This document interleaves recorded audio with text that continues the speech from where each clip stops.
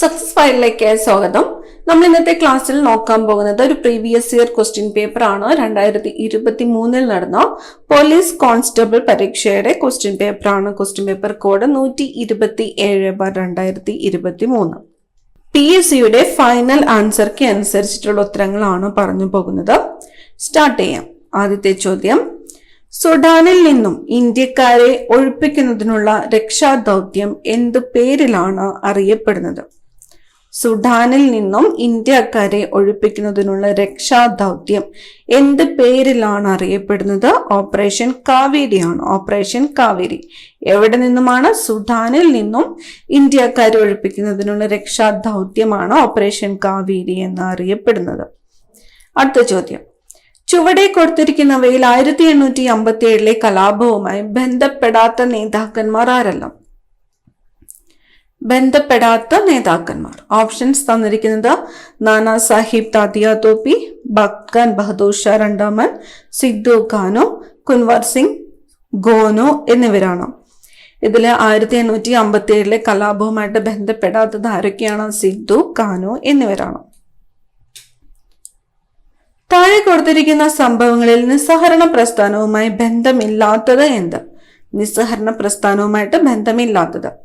Options തന്നിരിക്കുന്നത് ഖിലാഫത്ത് പ്രസ്ഥാനം, Simon commission report, Sidney Rowlatt committee report, Jallian Wala Bagh കൂട്ടക്കൊല. നിസ്സഹരണ പ്രസ്ഥാനവുമായിട്ട് ബന്ധമില്ലാത്തത് സൈമൺ കമ്മീഷൻ റിപ്പോർട്ടാണ്.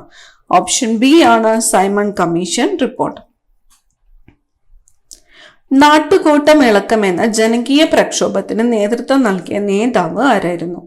നാട്ടുകൂട്ടം ഇളക്കം എന്ന ജനകീയ പ്രക്ഷോഭത്തിന് നേതൃത്വം നൽകിയ നേതാവ് ആരായിരുന്നു? വേലുത്തമ്പി ദളവയാണ്. വേലുത്തമ്പി ദളവ. പ്രക്ഷോഭം അറിയപ്പെട്ടത് നാട്ടുകൂട്ടം ഇളക്കം. നേതൃത്വം നൽകിയത് വേലുത്തമ്പി ദളവ. അടുത്ത ചോദ്യം, ബ്രിട്ടീഷുകാർക്ക് ഇന്ത്യയിലെ ആദ്യത്തെ ഫാക്ടറി സൂറത്തിൽ സ്ഥാപിക്കുവാൻ അനുവാദം നൽകിയ ഭരണാധികാരി? ബ്രിട്ടീഷുകാർക്ക് ഇന്ത്യയിലെ ആദ്യത്തെ ഫാക്ടറി സൂറത്തിൽ സ്ഥാപിക്കുവാൻ അനുവാദം നൽകിയ ഭരണാധികാരി ആരാണ്? ജഹാംഗീർ ആണ്. Option C Jahangir.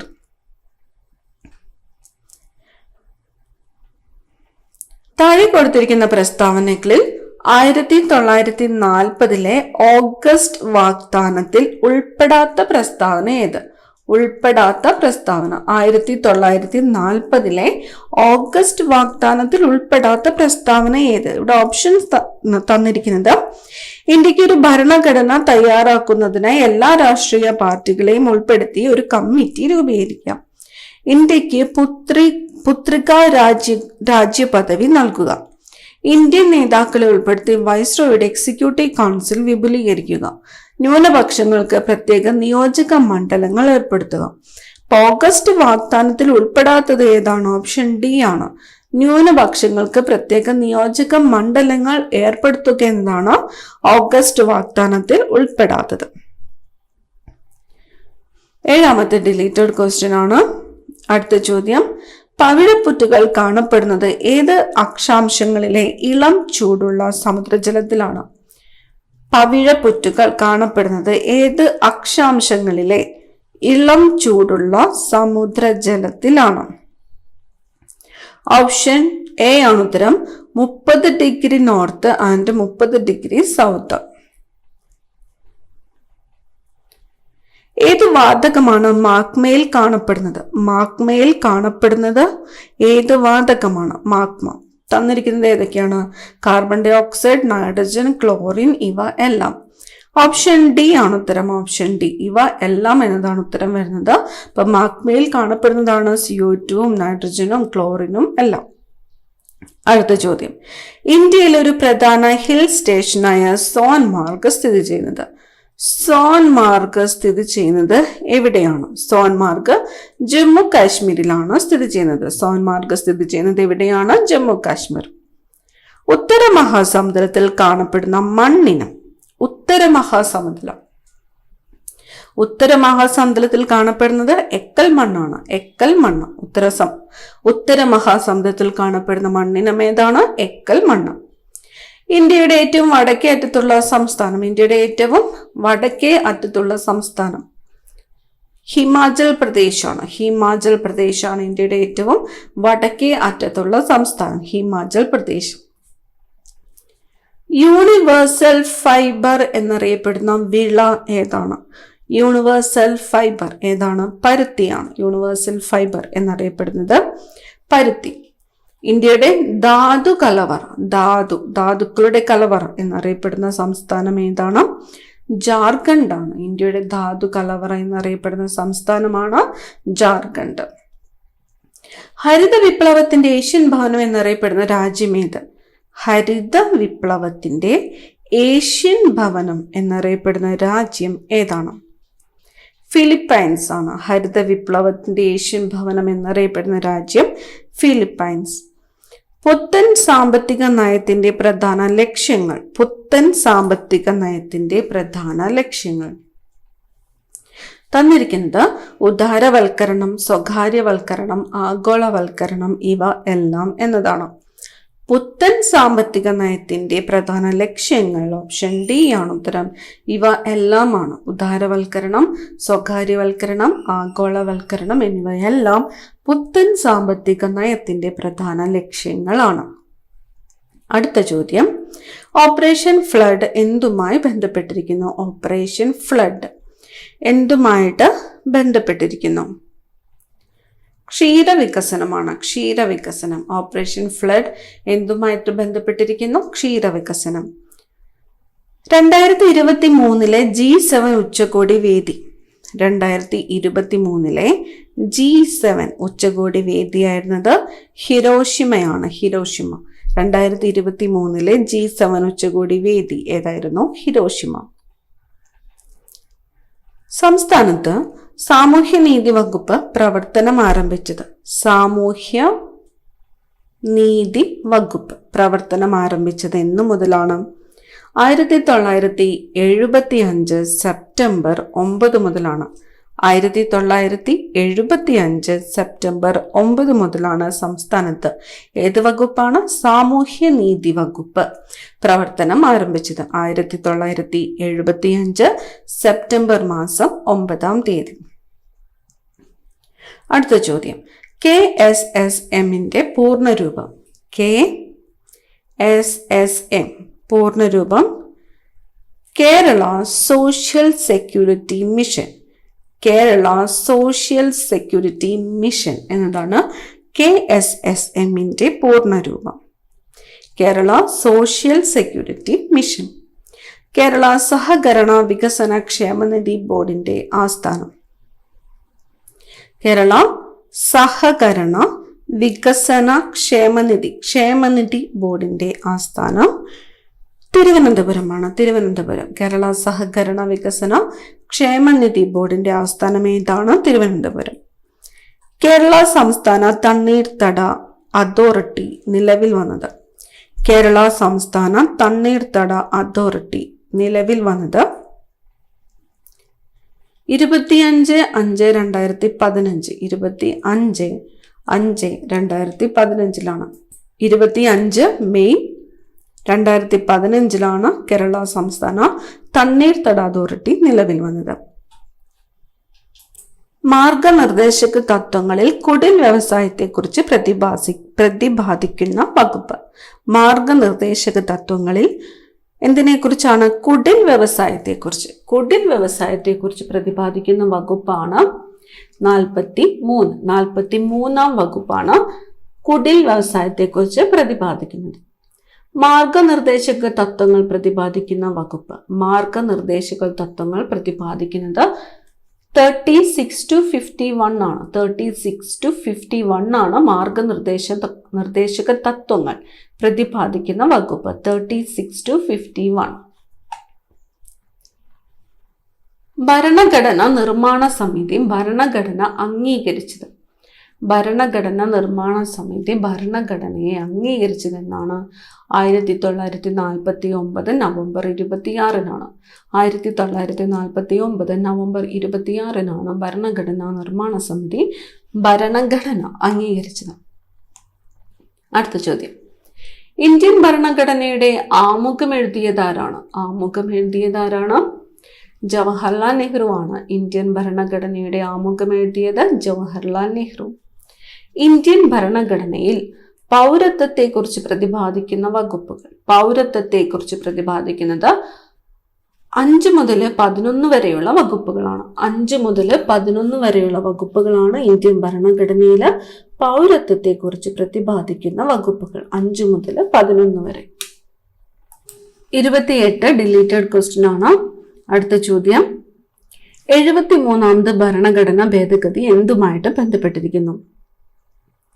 73ാമത് ഭരണഘടനാ ഭേദഗതി പഞ്ചായത്ത് രാജാണ്. പഞ്ചായത്ത് രാജ്. 73ാം ഭരണഘടനാ ഭേദഗതി എന്തുമായിട്ട് ബന്ധപ്പെട്ടിരിക്കുന്നു? പഞ്ചായത്ത് രാജ്. തുല്യ ജോലിക്ക് തുല്യവേതനം മാർഗനിർദ്ദേശക തത്വങ്ങളിൽ ഏത് ആർട്ടിക്കിളുമായി ബന്ധപ്പെട്ടിരിക്കുന്നു? തുല്യ ജോലിക്ക് തുല്യവേതനം എന്നത് മാർഗനിർദ്ദേശക തത്വങ്ങളിൽ ഏത് ആർട്ടിക്കിളുമായി ബന്ധപ്പെട്ടിരിക്കുന്നു? 39D ആണ്. 39D. തുല്യ ജോലിക്ക് തുല്യവേതനം എന്നത് മാർഗനിർദ്ദേശക തത്വങ്ങളിൽ ഏത് ആർട്ടിക്കിളുമായിട്ടാണ് ബന്ധപ്പെട്ടിരിക്കുന്നത്? 39D. ഭരണഘടനാ ശില്പി. ഭരണഘടനാ ശില്പി അംബേദ്കർ ആണ്. അംബേദ്കർ. ബീജസങ്കലനം മനുഷ്യ ശരീരത്തിന്റെ ഏത് ഭാഗത്ത് വെച്ച് നടക്കുന്നു? അണ്ഡവാഹിനി കുഴലിലാണ് നടക്കുന്നത്. ബീജസങ്കലനം മനുഷ്യ ശരീരത്തിന്റെ ഏത് ഭാഗത്ത് വെച്ചാണ് നടക്കുന്നത്? അണ്ഡവാഹിനി കുഴൽ. അടുത്തത് ഡിലീറ്റഡ് ക്വസ്റ്റ്യൻ ആണ്. അടുത്ത ചോദ്യം, മീനമാത രോഗം ഏതിന്റെ മലിനീകരണവുമായിട്ട് ബന്ധപ്പെട്ടിരിക്കുന്നു? മീനമാത രോഗം ഏതിന്റെയാണ്? HG മലിനീകരണമാണ്. മെർക്കുറിയുടെ മലിനീകരണം മൂലമാണ് മീനമാത രോഗം ഉണ്ടാകുന്നത്. HG മലിനീകരണം. മാംസ്യത്തിന്റെ കുറവ് മൂലമുണ്ടാകുന്ന രോഗം ഏത്? മാംസ്യത്തിന്റെ കുറവ് മൂലമുണ്ടാകുന്നത് കോഷിയോക്കറാണ്. മാംസ്യത്തിന്റെ കുറവ് മൂലമുണ്ടാകുന്ന രോഗമാണ് കോഷിയോക്കർ. വിഡാൽ WIDAL ടെസ്റ്റ് ഏത് രോഗനിർണയത്തിനോ ഉപയോഗിക്കുന്നു? വിഡാൽ ടെസ്റ്റ് ഏത് രോഗനിർണയത്തിനാണ് ഉപയോഗിക്കുന്നത്? ടൈഫോയിഡ് ആണ്. ടൈഫോയിഡ് രോഗനിർണയത്തിനാണ് വിഡാൽ ടെസ്റ്റ് ഉപയോഗിക്കുന്നത്. വിഡാൽ ടെസ്റ്റ് ടൈഫോയിഡ് രോഗനിർണയത്തിന് ഉപയോഗിക്കുന്നു. അന്താരാഷ്ട്ര യോഗാ ദിനം ഏത്? അന്താരാഷ്ട്ര യോഗാ ദിനം ജൂൺ 21 ആണ്. ജൂൺ 21. അന്താരാഷ്ട്ര യോഗാ ദിനം ഏതാണ്? ജൂൺ 21 ആണ്. അടുത്ത ചോദ്യം, താഴെ പറയുന്ന പ്രസ്താവനകൾ വിലയിരുത്തി ഉത്തരം എഴുതുക. താഴെ പറയുന്ന പ്രസ്താവനകൾ വിലയിരുത്തി ഉത്തരം എഴുതുക. ജിയുടെ പരമാവധി മൂല്യം ഭൂമധ്യരേഖയിലാണ്. ജിയുടെ പരമാവധി മൂല്യം ധ്രുവ പ്രദേശങ്ങളിലാണ്. ഏതാണ് ഉത്തരം വരിക? ഓപ്ഷൻ ബി ആണ്. 2 മാത്രമാണ് ശരി. ജിയുടെ പരമാവധി മൂല്യം എവിടെയാണ്? ധ്രുവ പ്രദേശങ്ങളിലാണ്. ജിയുടെ പരമാവധി മൂല്യം ധ്രുവ പ്രദേശങ്ങളിലാണ്. അടുത്ത ചോദ്യം, സാധാരണ TV റിമോട്ട് കൺട്രോളിൽ ഉപയോഗിക്കുന്ന തരംഗങ്ങൾ. സാധാരണ TV റിമോട്ട് കൺട്രോളിൽ ഉപയോഗിക്കുന്ന തരംഗങ്ങൾ ഏതാണ്? ഇൻഫ്രാറെഡ് രശ്മികളാണ്. ഇൻഫ്രാറെഡ് രശ്മികൾ. അടുത്ത ചോദ്യം, ഒരു ഗോളീയ ദർപ്പണത്തിന്റെ ഫോക്കസ് ദൂരം 15 സെന്റിമീറ്റർ. ഫോക്കസ് ദൂരം 15 സെന്റിമീറ്റർ ആണെങ്കിൽ അതിന്റെ വക്രത ആരം R എത്ര? R എന്ന് പറയുന്നത് 2F ആണ്. അപ്പൊ R എത്രയാണ് വരുന്നത്? 2 × F 15 ആണ്. R വരുന്നത് 30 ആണ്. 30 സെന്റിമീറ്റർ.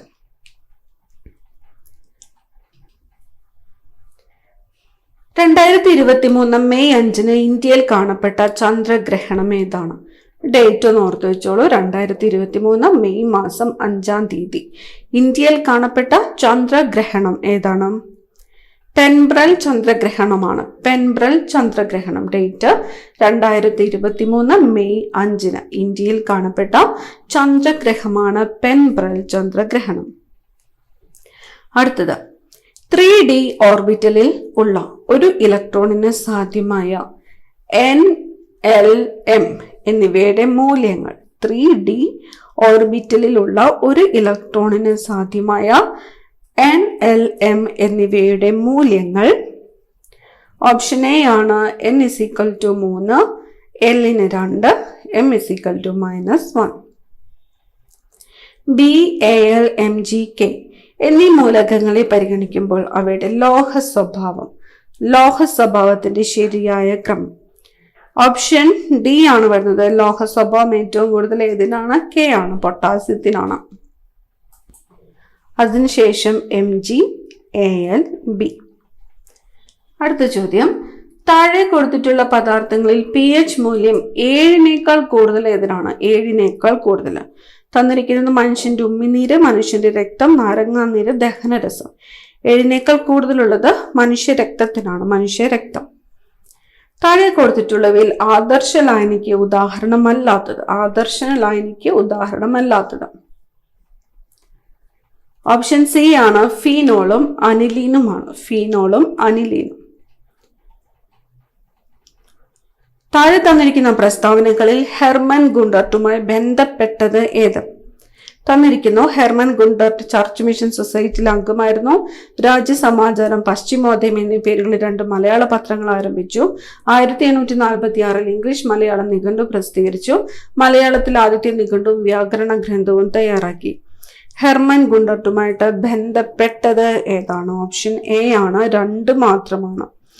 രാജ്യസമാചാരം, പശ്ചിമോദയം എന്നീ പേരുകളിൽ 2 മലയാള പത്രങ്ങൾ ആരംഭിച്ചു. ഒളിമ്പിക്സിന്റെ ചരിത്രത്തിൽ ആദ്യമായി ജാവലിൻ ത്രോയിൽ ഇന്ത്യക്ക് സ്വർണ്ണ മെഡൽ നേടിത്തന്ന കായിക താരം ഇനം ഏതാണ്?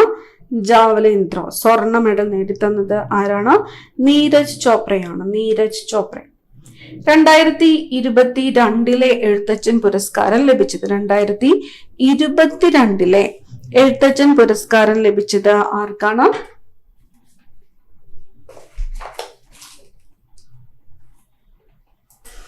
എ സേതുമാധവനാണ്. സേതുമാധവൻ. 2023 ലഭിച്ചത് SK വസന്തനാണ്.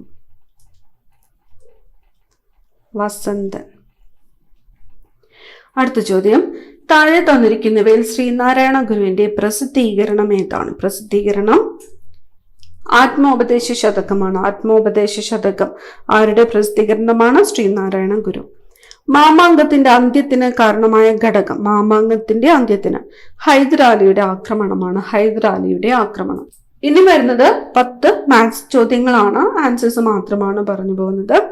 51 ഉത്തരം option B 96. 52 option C. 53 option B. 54 option A ആണ്. 55 ഓപ്ഷൻ ഡി. 56 ഉത്തരം വരുന്നത് ഓപ്ഷൻ എ ആണ്. 57 ഡിലീറ്റഡ് ക്വസ്റ്റ്യൻ ആണ്. 58 ഉത്തരം ഓപ്ഷൻ സി ആണ്, 30%.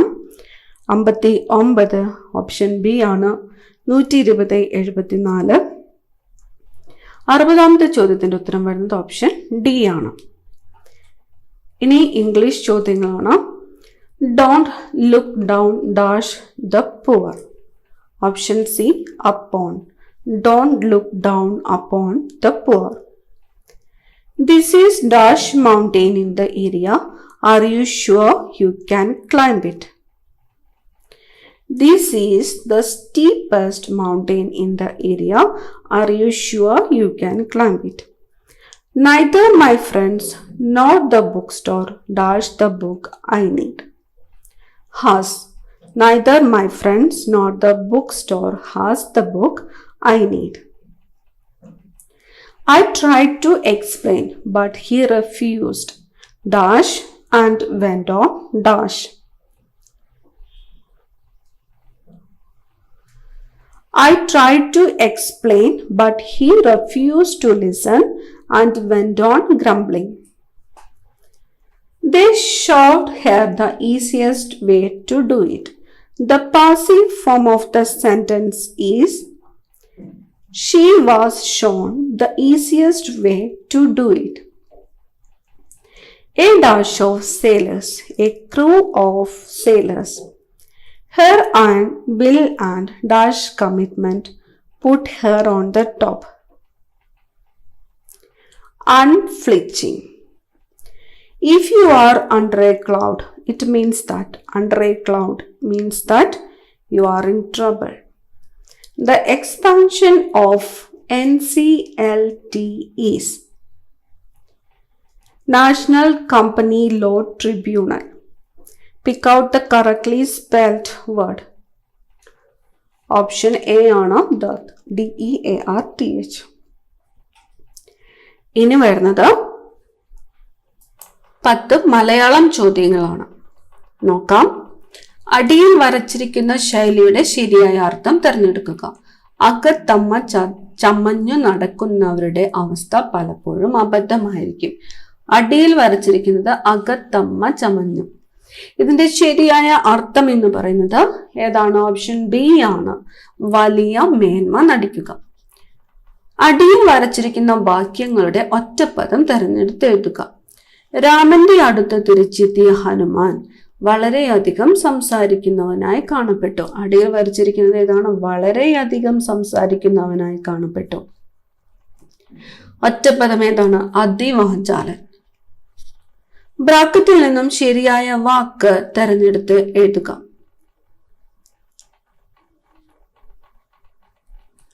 തന്നിരിക്കുന്ന ഓപ്ഷൻസിൽ ഓപ്ഷൻ ബി ആണ് ഉത്തരം, അന്തസ്. അടിയിൽ വരച്ചിരിക്കുന്ന പദത്തിന്റെ വിപരീത പദം എഴുതുക. അനശ്വരതയെ കുറിച്ചുള്ള ചിന്തകളാണ് മനുഷ്യനെ ആത്മീയതയിലേക്ക് നയിക്കുന്നത്. അടിയിൽ വരച്ചിരിക്കുന്നത് അനശ്വരത എന്നതാണ്. ഇതിന്റെ വിപരീത പദമാണ് നശ്വരം. നദിയുടെ പര്യായം അല്ലാത്ത പദം ഏത്? പയോധം. വാക് പ്ലസ് മയം ചേർത്തെഴുതുക. വാഗ്മയം. പലവുരു പിരിച്ചെഴുതുക. പലവുരു. പല പ്ലസ് ഉരു. സംസ്കൃതത്തിലുള്ളതും മലയാളത്തിൽ ഇല്ലാത്തതുമായ വചന രൂപം ഏത്? ദ്വിവചനം. മലാല യൂസഫ്സായിയുടെ ആത്മകഥ മലയാളത്തിലേക്ക് പരിഭാഷപ്പെടുത്തിയത് ആരാണ്? PV ആൽബി. ചുവടെ കൊടുത്തിരിക്കുന്നവയിൽ ശരിയായ വാക്യം ഏത്? ശരിയായിട്ടുള്ള വാക്യം ഓപ്ഷൻ ഡി ആണ്, 40-ലധികം വണ്ടികൾ ഈ റൂട്ടിൽ ഓടുന്നു.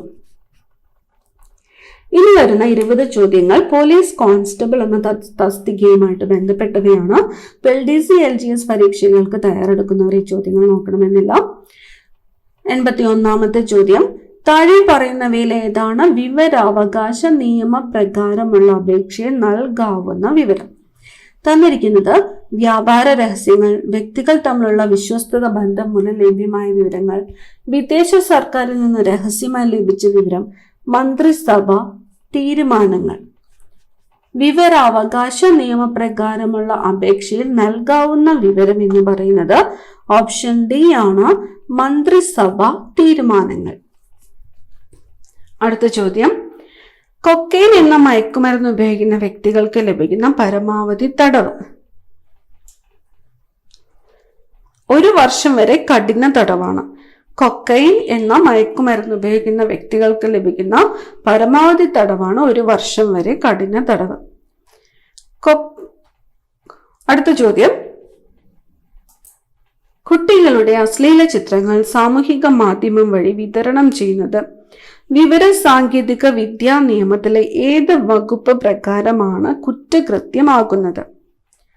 ഓപ്ഷൻ എ ആണ്, 67B വകുപ്പ് പ്രകാരമാണ്. 67B വകുപ്പ് പ്രകാരം കുട്ടികളുടെ അശ്ലീല ചിത്രങ്ങൾ സാമൂഹ്യ മാധ്യമം വഴി വിതരണം ചെയ്യുന്നത് വിവര സാങ്കേതിക വിദ്യാ നിയമത്തിലെ ഈ നിയമപ്രകാരം കുറ്റകൃത്യമാണ്. 67B. കേരള പോലീസ് ആക്ട് പ്രകാരം പരാതിക്കാരായ സ്ത്രീകളുടെ സ്വകാര്യത ഉറപ്പുവരുത്തുന്നതിനായി സ്വീകരിച്ച നടപടി താഴെ പറയുന്നവയിലേതാണ്? തന്നിരിക്കുന്നു, എല്ലാ പോലീസ് സ്റ്റേഷനിലും വനിതാ പോലീസിന്റെ സേവനം ഉറപ്പുവരുത്തുക, ജനമൈത്രി പോലീസ് സ്റ്റേഷൻ സ്ഥാപിച്ചുകൊണ്ട് പരാതിക്കാർക്ക് അഭിഭാഷകന്റെ സേവനം ഉറപ്പുവരുത്തിക്കൊണ്ട് എല്ലാ പ്രദേശത്തും കമ്മ്യൂണിറ്റി സമ്പർക്ക സമിതി രൂപീകരിച്ചുകൊണ്ട്. ഉത്തരം വരുന്നത് ഓപ്ഷൻ ബി ആണ്, 1ാമത്തെ നടപടി മാത്രമാണ്. എല്ലാ പോലീസ് സ്റ്റേഷനിലും വനിതാ പോലീസിന്റെ സേവനം ഉറപ്പുവരുത്തുക. അടുത്ത ചോദ്യം, എയ്ഡ്സ് ബാധിതനായ ഒരു വ്യക്തി രോഗം പരത്തണമെന്ന ഉദ്ദേശത്തോടെ രോഗവിവരം മറച്ചുവെച്ച് മറ്റു ആളുകളുമായി ലൈംഗിക ബന്ധത്തിൽ ഏർപ്പെട്ടാൽ ലഭിക്കുന്ന തടവ് ശിക്ഷ 2 വർഷം വരെ വരുന്ന തടവ് ശിക്ഷയാണ്. 2 വർഷം വരെ വരുന്ന തടവ് ശിക്ഷ. താഴെ പറയുന്നവയിൽ ഏതാണ് വാറന്റ് കേസായി പരിഗണിക്കാവുന്ന കുറ്റം? വാറന്റ് കേസായിട്ട് പരിഗണിക്കാവുന്നത് 2 വർഷത്തിൽ കവിയുന്ന തടവ് ശിക്ഷ ലഭിക്കുന്ന കുറ്റകൃത്യം. 2 വർഷത്തിൽ കവിയുന്ന തടവ് ശിക്ഷ ലഭിക്കുന്ന കുറ്റകൃത്യം. അടുത്ത ചോദ്യം, താഴെ പറയുന്നവയിൽ ശരിയായിട്ടുള്ള പ്രസ്താവന ഏതാണ്? ശരിയായിട്ടുള്ള പ്രസ്താവന എന്ന് പറയുന്നത് ഓപ്ഷൻ ബി ആണ്. രണ്ടാമത്തെ പ്രസ്താവന മാത്രമാണ്. പോലീസ് ഉദ്യോഗസ്ഥന് നൽകിയ കുറ്റസമ്മതത്തിന്റെ അടിസ്ഥാനത്തിൽ പ്രതി കുറ്റകൃത്യം ചെയ്യാൻ ഉപയോഗിച്ച ആയുധം കണ്ടെത്തിയാൽ ആ മൊഴി കോടതിയിൽ തെളിവായി സ്വീകരിക്കാവുന്നതാണ്. ലൈംഗിക ഉദ്ദേശത്തോടെ പ്രായപൂർത്തിയാകാത്ത പെൺകുട്ടികളുടെ സ്വകാര്യ ഭാഗത്ത് തൊടുന്ന വ്യക്തിക്ക് ലഭിക്കാവുന്ന തടവ് ശിക്ഷ എത്രയാണ്? 3 വർഷത്തിൽ കുറയാത്തതും 5 വർഷം വരെ ആകാവുന്നതുമായ തടവ് ശിക്ഷയാണ്. 3 വർഷത്തിൽ കുറയാത്തതും 5 വർഷം വരെ ആകാവുന്നതുമായ തടവ് ശിക്ഷ. അടുത്ത ചോദ്യം, വിവരാവകാശ നിയമപ്രകാരം 3-ാം കക്ഷിയുമായി ബന്ധപ്പെട്ട ഒരു വിവരം നൽകുവാൻ സാധിക്കുമോ എന്നത് എത്ര ദിവസത്തിനുള്ളിൽ അപേക്ഷകനെ അറിയിക്കണം? ഓപ്ഷൻ സി ആണ് 40 ദിവസത്തിനകം. 40 ദിവസത്തിനകം. Narcotic drugs and psychotropic substance act 1985 ഏത് വകുപ്പ് പ്രകാരമാണ് കുറ്റവാളികൾക്ക് ധനസഹായം നൽകുന്നത് കുറ്റകൃത്യമാക്കുന്നത്? വകുപ്പ് 27A ആണ്. വകുപ്പ് 27A വഴിയാണ് കുറ്റവാളികൾക്ക് ധനസഹായം നൽകുന്നത് കുറ്റകൃത്യമാകുന്നത്. അടുത്ത ചോദ്യം, താഴെ പറയുന്നതിൽ ശരിയായിട്ടുള്ള പ്രസ്താവന തിരഞ്ഞെടുക്കുക. ഓപ്ഷൻ സി ആണ് ഉത്തരം വരുന്നത്. 4-ാമത്തെ പ്രസ്താവന മാത്രമാണ് ശരിയായിട്ടുള്ളത്. കുറ്റകൃത്യം ചെയ്യാൻ ഉപയോഗിച്ച വസ്തു പിടിച്ചെടുക്കാൻ പോലീസ് ഉദ്യോഗസ്ഥന് അധികാരമുണ്ട്. ബൈക്ക് യാത്രികർ ഒരു സ്ത്രീയെ ആക്രമിച്ച് അവരുടെ കൈവശമുള്ള സ്വർണം ബലമായി പിടിച്ചെടുത്താൽ ഇന്ത്യൻ ശിക്ഷാ നിയമപ്രകാരം അവർ ചെയ്യുന്ന കുറ്റകൃത്യം ഏതാണ്? കവർച്ചയാണ്. കവർച്ച. കൊലപാതക കേസിലെ പ്രതി അറസ്റ്റ് ചെയ്യുന്ന നേരത്ത് ദേഹപരിശോധന നടത്താൻ അധികാരപ്പെട്ടവർ ആരാണ്? അറസ്റ്റ് രേഖപ്പെടുത്തിയ പോലീസ് ഉദ്യോഗസ്ഥനാണ്. അറസ്റ്റ് രേഖപ്പെടുത്തിയ പോലീസ് ഉദ്യോഗസ്ഥൻ. പൊതുജനങ്ങൾക്ക് അസഹ്യത ഉളവാക്കുന്ന രീതിയിൽ പൊതുസ്ഥലത്ത് വെച്ച് മൃഗങ്ങളെ കശാപ്പ് ചെയ്ത് ലഭിക്കുന്ന തടവ് ശിക്ഷ. ഓപ്ഷൻ എ ആണ്. 1 വർഷം വരെയാണ്. 1 വർഷം വരെ. താഴെ പറഞ്ഞ ഏത് സാഹചര്യത്തിലാണ് കോടതി മരണമൊഴി തെളിവായിട്ട് സ്വീകരിക്കുന്നത്? മരണമൊഴി തെളിവായിട്ട് സ്വീകരിക്കുന്നത് സ്വമേധയാ നൽകിയ മരണമൊഴി, മജിസ്ട്രേറ്റ് രേഖപ്പെടുത്തിയ മരണമൊഴി, മജിസ്ട്രേറ്റിന്റെ അഭാവത്തിൽ പോലീസ് രേഖപ്പെടുത്തിയ മരണമൊഴി, സംസാരശേഷി ഇല്ലാത്ത വ്യക്തി ആംഗ്യ ഭാഷയിൽ നൽകിയ മരണമൊഴി. ഓപ്ഷൻ എ ആണ് ഉത്തരം. എല്ലാ സാഹചര്യങ്ങളും തെളിവായിട്ട് സ്വീകരിക്കാവുന്നതാണ്. സാങ്കേതിക നിയമപ്രകാരം, സാങ്കേതിക വിദ്യാ നിയമപ്രകാരം ഒരു വ്യക്തി മറ്റൊരാളുടെ ഇലക്ട്രോണിക് സിഗ്നേച്ചർ അവരെ വഞ്ചിക്കണമെന്ന ഉദ്ദേശത്തോടെ ഉപയോഗിച്ചാൽ ലഭിക്കുന്ന ശിക്ഷ 3 വർഷം തടവും 1 ലക്ഷം രൂപ പിഴയുമാണ്. 3 വർഷം തടവും 1 ലക്ഷം രൂപ പിഴയുമാണ്. താഴെ പറയുന്നവയിൽ നിന്ന് ശരിയായ പ്രസ്താവന തിരഞ്ഞെടുക്കുക. ശരിയായ പ്രസ്താവന. ഉത്തരം വരുന്നത് ഓപ്ഷൻ സി ആണ്. 2-ാമത്തെ പ്രസ്താവന മാത്രമാണ് ശരിയായിട്ടുള്ളത്. 2-ാമത്തെ പ്രസ്താവന. സ്വമേധയാ ലഹരിക്കടിമയായ വ്യക്തി മറ്റൊരാളെ ആക്രമിച്ചാൽ അത് കുറ്റകൃത്യമായി കണക്കാക്കും. ഇവിടെ മറ്റ് സ്റ്റേറ്റ്മെന്റ്സുകൾ തന്നിരിക്കുന്നത് ബുദ്ധിസ്ഥിരതയില്ലാത്ത സമയത്ത് ഒരാൾ മറ്റൊരാളെ ആക്രമിച്ചാൽ അത് കുറ്റകൃത്യമായിട്ട് കണക്കാക്കും. ഇത് തെറ്റായിട്ടുള്ള പ്രസ്താവനയാണ്. അധ്യാപകൻ വിദ്യാർത്ഥികളെ അച്ചടക്ക പാലനത്തിന്റെ ഭാഗമായി ശിക്ഷിച്ചാൽ അത് കുറ്റകൃത്യമായിട്ട് കണക്കാക്കും. 7 വയസ്സ് തികയാത്ത കുട്ടി ചെയ്യുന്ന മോഷണം കുറ്റകൃത്യമായിട്ട് കണക്കാക്കും.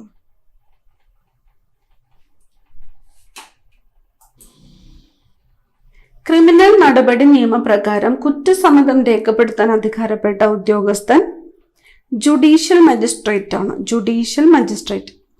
ലൈംഗിക ഉദ്ദേശത്തോടെ പ്രായപൂർത്തിയാകാത്ത കുട്ടികൾക്ക് നീലചിത്രങ്ങൾ കാണിച്ചു കൊടുക്കുന്നത് താഴെ പറയുന്നവയിൽ ഏത് കുറ്റകൃത്യമായിട്ടാണ് കണക്കാക്കുന്നത്? ലൈംഗികാതിക്രമം. അവസാനത്തെ ചോദ്യം, താഴെ പറയുന്നവയിൽ ശരിയായിട്ടുള്ള പ്രസ്താവന ഏത്? തന്നിരിക്കുന്നു. 18 വയസ്സ് പൂർത്തിയാകാത്ത ആൺകുട്ടിയെ രക്ഷിതാവിന്റെ സമ്മതമില്ലാതെ അവരുടെ സംരക്ഷണത്തിൽ നിന്ന് മറ്റൊരിടത്തേക്ക് കൊണ്ടുപോകുന്നത് തട്ടിക്കൊണ്ടുപോകലാണ്. പ്രായഭേദമന്യേ വ്യക്തികളെ അവരുടെ സമ്മതം കൂടാതെ മറ്റൊരിടത്തേക്ക് കൊണ്ടുപോകുന്നത് തട്ടിക്കൊണ്ടുപോകൽ എന്ന കുറ്റകൃത്യമാണ്.